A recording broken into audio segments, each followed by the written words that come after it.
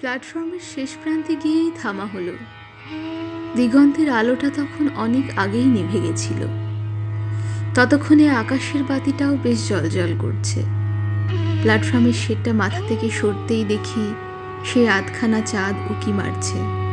অমন আধখানা চাঁদ আহামরি তো কিছু নয়, রূপে তার জৌলুস নেই, তবু স্নিগ্ধতাটুকুই তার সব। রেল লাইনের ধারে রাস্তার ওপার থেকে শহরটা যেন সেই সাদামাটা প্রেমটাকে ঠিক সমকালীনতার ট্যাগটা দিতে পারছিল না। তাই সেই আধুনিকতা থেকে একটু আড়ালেই সরে দাঁড়ানো হলো। ট্রেনগুলো সামনে দিয়ে ছুটে চলেছে, তাকে দেখে ঘর ছাড়াটাও স্বপ্ন দেখে ঘরে ফেরার। রেল লাইনের ওদিকটায় অন্ধকারে গাছগুলো চাঁদের সাথে আড্ডা জমিয়েছে বেশ।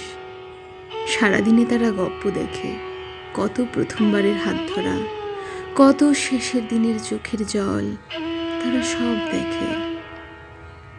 গাছগুলোর আশেপাশে অনাদরের কিছু ঝোপঝাড়ও আছে।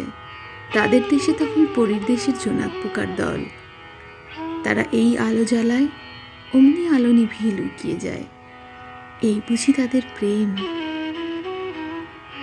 তাদের প্রেমে একটা নিস্তব্ধতাও ছিল। তাকে ঝাঁ চকচকে গতিশীল উদ্ধত শহরের আওয়াজটা কিছুতেই ছুতে পারে না। তবে ঝিঝির ডাকের আত্মীয়তাটুকু সেই প্রেমটাকে উৎসাহ দিতে ছিল বই কি তাদের সাথে।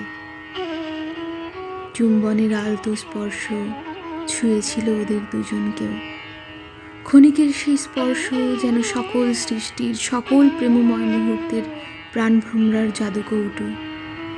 আর কেউ জানুক বা না জানুক, সেই আধখানা চাঁদ আর জোনাকের দল আর ঝিঝিরা আর সারা পৃথিবীর সব শুভাকাঙ্ক্ষীরা জানে ওই চুম্বনে প্রেমটা ছিল, সেটা মরেনি, সে অমর।